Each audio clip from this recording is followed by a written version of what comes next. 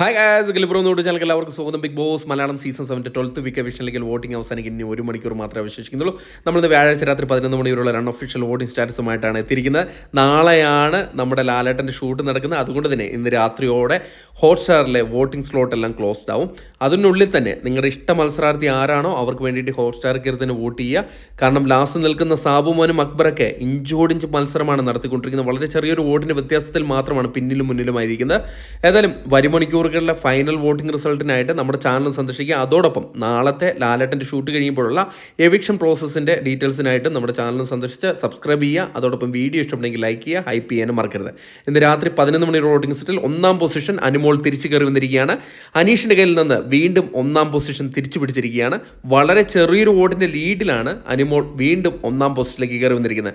ഇപ്പോൾ 70,087 വോട്ട് നേടി 1ാം പൊസിഷനിൽ തന്നെ തുടരുന്ന കാഴ്ചയാണ് കണ്ടുവരുന്നത്.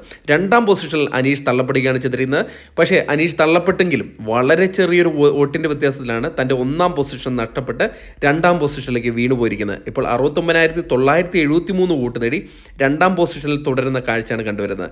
3ാം പൊസിഷനിൽ നൂറ് തന്നെയാണ് തുടരുന്നത്. നൂറ് വമ്പിച്ചൊരു മുന്നേറ്റം നടത്തി അനീഷിൻ്റെ അത്രയ്ക്ക് വോട്ട് എത്താൻ സാധിച്ചില്ലെങ്കിൽ കൂടെ തൊട്ടു പിന്നിലായി 3ാം പൊസിഷനിൽ 61,233 വോട്ടിൻ്റെ ബലത്തിൽ 3ാം പൊസിഷനിൽ നിലനിർത്തിയിട്ടുണ്ട്. 4ാം പൊസിഷനിൽ ആര്യൻ വീണ്ടും കയറി വന്നിരിക്കുകയാണ്. ചെറിയൊരു വോട്ടിൻ്റെ ലീഡിലാണ് വീണ്ടും ആര്യൻ 5ാം പൊസിഷനിൽ നിന്ന് 4ാം പൊസിഷനിലേക്ക് വന്നിരിക്കുന്നത്. ഇപ്പോൾ 51,233 വോട്ട് നേടി 4ാം പൊസിഷനാണ് ഉള്ളത്. 5ാം പൊസിഷനിൽ ഇപ്പോഴും നമ്മുടെ സാബുമാൻ തന്നെയാണ് തുടരുന്നത്. സാബുമാന് ചെറിയൊരു വോട്ടിംഗ് ഡിഫറൻസ് ഇപ്പം വന്നിട്ടുണ്ട്. ചെറിയൊരു വോട്ടിൻ്റെ ബലത്തിൽ തന്നെയാണ് ഇപ്പോൾ 5ാം പൊസിഷൻ നിൽക്കുന്നത്. ഏത് നിമിഷം വേണമെങ്കിലും ഈ പൊസിഷൻ മാറി പറയാം. 51,103 വോട്ട് നേടിയാണ് 5ാം പൊസിഷനിൽ നിലനിർത്തിയിരിക്കുന്നത്. 6ാം പൊസിഷനിൽ അക്ബറാണുള്ളത്.